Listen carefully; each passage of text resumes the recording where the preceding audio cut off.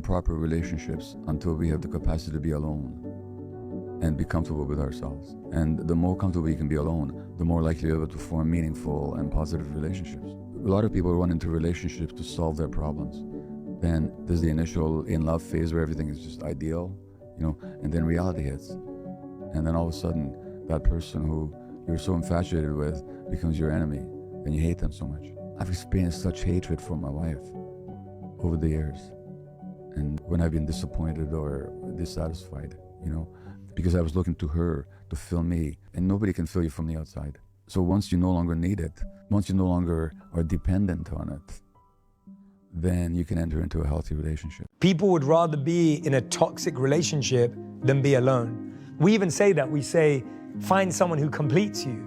What does that mean? It means you're incomplete without someone. So we've made people feel that if you're alone, you're incomplete. So we've villainized being alone. But Paul Tillich wrote about it. There's two words for being alone. One is lonely and one is solitude. Paul Tillich says that being lonely is the weakness of being alone, but solitude is the strength of being alone. We villainized being alone. He's right. We really have. We treat solitude like it's some kind of disease. Like if you're not constantly texting someone or posting selfies with people you barely know, you must be broken. But maybe being alone isn't the problem. Maybe the problem is we've forgotten how to be with ourselves. Because here's the truth. People aren't scared of loneliness. They're scared of meeting who they really are when nobody's watching. Think about it. Most people stay in toxic relationships not because they love the other person, but because they hate the silence that follows a breakup. They'll tolerate chaos just to avoid confronting that quiet. That's how terrified we are of being with ourselves. But for men, it's deeper. Society has spent decades programming us to believe our value comes from what we can give, provide, protect, produce. There's never been room in that equation for simply being. So when a man decides to step back, to say, I'm good on my own for a while, the world looks at him like he's lost. But he hasn't. He's finally starting to find something most people never will: peace. Because solitude, real solitude, is where a man finally meets himself without the mask. And that's a dangerous thing for a world built on distraction. We live in an age where everyone's chasing attention like it's oxygen. Validation is the new drug. A text message here, a like there, a little digital hit to remind you that you still exist. And when you stop chasing it, when you pull away from that noise, people think you're cold or depressed or weird. But what if you're just free? You see, solitude doesn't mean you hate people. It means you finally stop needing their approval to breathe. That's the part people don't get, because we've turned relationships into identity projects. Everyone's trying to find their person when they haven't even found themselves. So they end up in half-baked connections, situationships, codependent messes, trying to extract meaning from people who don't even know what they want. And then we wonder why everyone's miserable. It's because happiness that depends on someone else isn't happiness. It's a negotiation.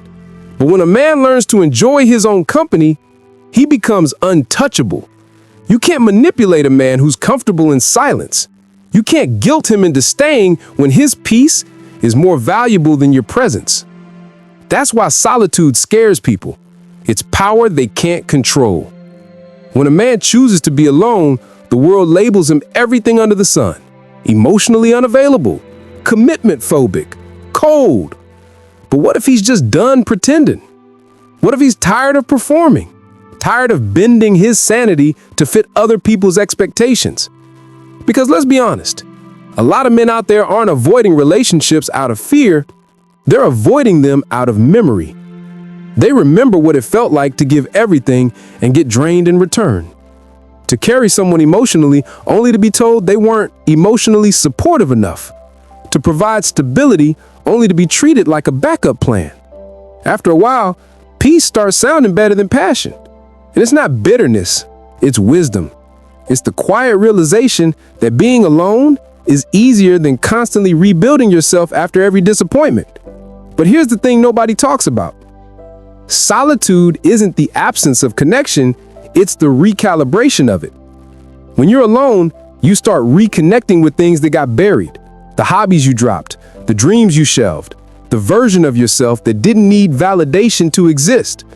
You start enjoying the little things again, your morning coffee, the way music hits differently when no one's around, the peace of not explaining yourself.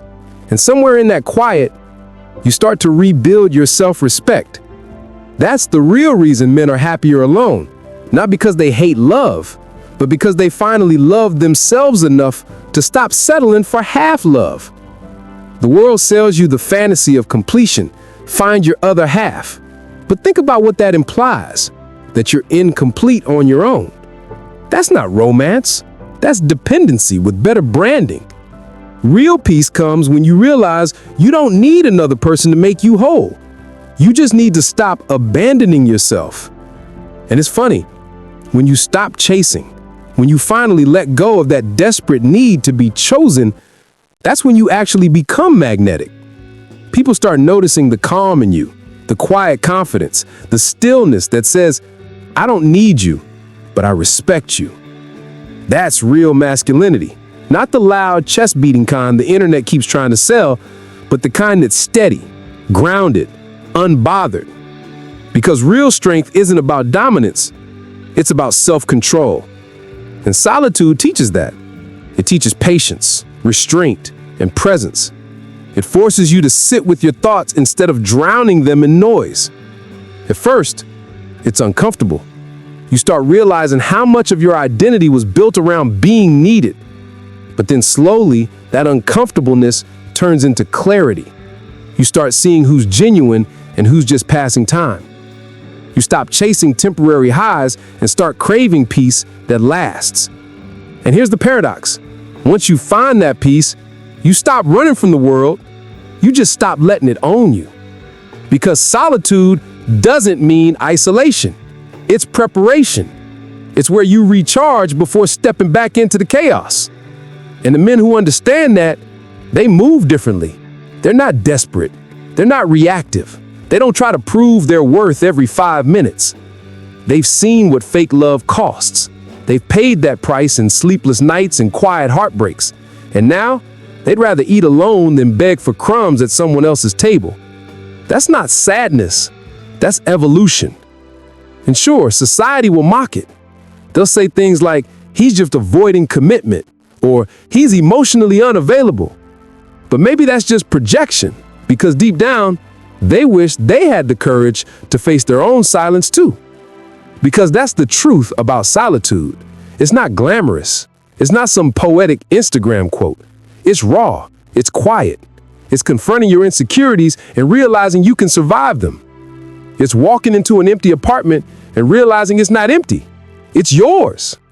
It's sitting in your car at night, no music, no distraction, just breathing and feeling fine. That's the moment you know you've made peace with yourself. So yeah, maybe men are happier alone.